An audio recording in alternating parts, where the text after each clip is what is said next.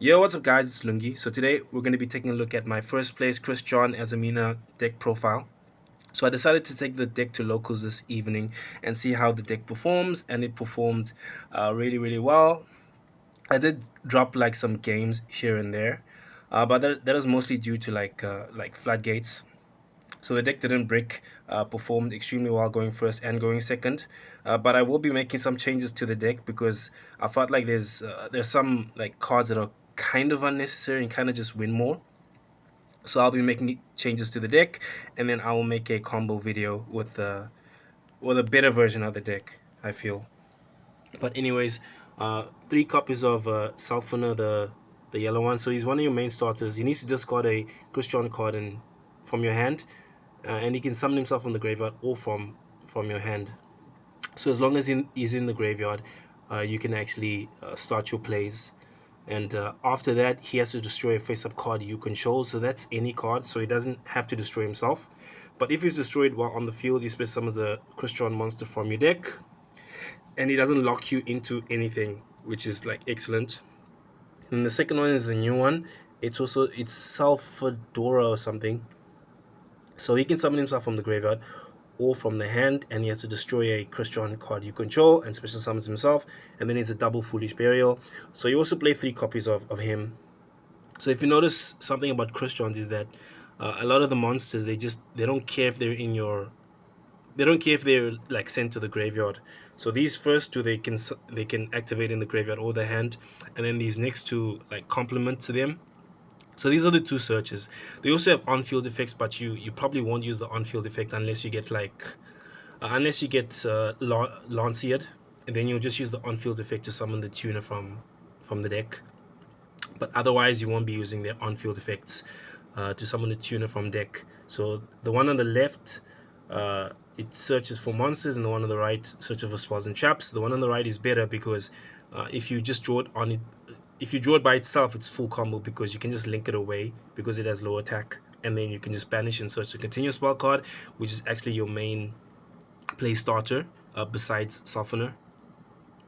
And then 1 copy of the tuner. So in this variant, you don't need like multiple copies of the tuner, but the tuner is good. I might actually bump it to 2, then I don't have to like recycle it. But it's usable in the graveyard, which is why you only need like 1 copy of it.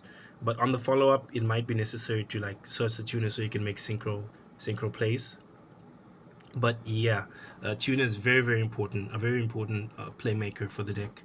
And then 1 copy of Citri. Citri allows you to make your level 9 synchro. So you'll make it during your opponent's turn. So you'll summon Citri with the new tuner, and then you'll use it, the two of them with the level 5 to summon level 9, and then banish like up to 3 because you use 3 materials. Up to 3 monsters your opponent controls. So that's how you beat Ryziel. You can beat Ryziel fairly easily with this deck. So you just set up with the tuner, and then you set up the continuous trap card. So Ryziel, you can typically like XYZ someone like twice, and then after that they don't actually have an XYZ play unless they got like unless they drew like a handful of like engine. But otherwise, like they're only going to be making like they're only going to be summoning like 4 monsters onto the field, especially if they can't make duo drive. So that's how you beat Ryziel. 1 copy of Diabell Star, part of the Azamina engine, very good. Also sends for cost from the hand to field, which works with your searches. And then 1 copy of this new Azamina Witchcraft, not Witchcraft, Whitewood's card. It's not a tuner, but it sums itself from the hand. You typically search it in your combo so that you can use it and your level 2 tuners to make Cupid Pitch, and then you can make a bunch of like really nice plays. You'll trigger its effect. It'll search for a Sinful Spoils card, and then that's how you can get things going. But I feel like this is one of the unnecessary cards. And in Corridor, you search of Cupid Pitch, but if you hard draw it, you banish a lot, so you'll easily make it live. So that's nice having like Thunder Dragon Colossus on top of your whatever field you have. But it also like loses to Lancia because like if you can't banish, then you can't special summon it from your hand. 1 copy of Nibiru, 2 Maxi, 3 Ash Blossom, 3 copies of the Azamina Deception or whatever. Sinful Spore is Deception, so it's one of your main starters. So a lot of your very very good plays are when you have this card and then any of like your searches, then you can make like a combo of like Infinity, the Azamina fusion, level 6 that negates, and then you can also have like Appaloosa, and then you can also have like Dawn Dragster, and then your level 2 as well, and also the continuous trap card on the field, the Crystron continuous trap card. So yeah, some really crazy plays. One copy of Wanted, it's limited. One copy of your Azamina Fusion spell card. 2 Call by the Grave, 1 Cross Out, 1 Talents, 1 Foolish Burial, also 1 card combo, and then your continuous spell card. This is actually the best card. It's the best card in the deck because it does everything like on its own. You just draw it and then you can do like full combo, full Crystron combo. So it on activation it searches for a Crystron card, and then in the graveyard it banishes. You can banish it to special summon a Crystron monster from your graveyard. So amazing card. And then this is just like a Book of Moon. So sometimes you already have your Azamina engine, so like you need another like Sinful Spoils like card to set, and this is the best one from what I searched. And you don't necessarily need like anything face up on the field to activate it. It's just a Book of Moon. And then your Crystron Continuous Trap card. This recycles your banish and graveyard Crystron monster in the graveyard, and then while it's face up on the field, your opponent cannot banish Crystron cards. So your opponent cannot banish this with Cosmic Cyclone, or your Crystron monsters. Your Crystron monsters cannot be banished by card effects, by like Malice monsters and such. So very very nice. And then 3 Impermanents as the last card. So 40 cards, 40 card deck. Just want to keep it as consistent as possible. Then for the extra deck, 1 Clockwork Knight, just to link away your searcher. 1 Cross Sheep. A lot of your plays utilize Cross Sheep to be able to revive your tuners and your low level monsters, to make Apollos and to be able to make more synchros. 1 SP Little Knight against Rizio.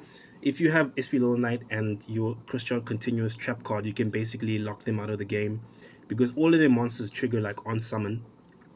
So they trigger on summon, you use SP Little Knight to banish them, and then when they get more, when they try to put more monsters on the field, you just use your Continuous Trap card to blow up their monsters. So basically they can't actually make any like very very good plays when these 2 cards are on the field. So that's how you can lock them out until you can OTK them.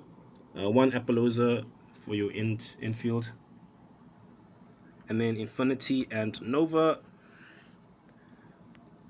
1 Cupid Pitch, 1 Dawn Dragster, and then 1 copy of your new Crystron Synchro monster. So he's your playmaker. He adds back a Crystron card that's banished or in the graveyard on Synchro Summon, and then he lowers the attack of all your opponent's monsters by 500, which means that since he has 2600, if you have this on the field, they can't actually attack over him with Detonator.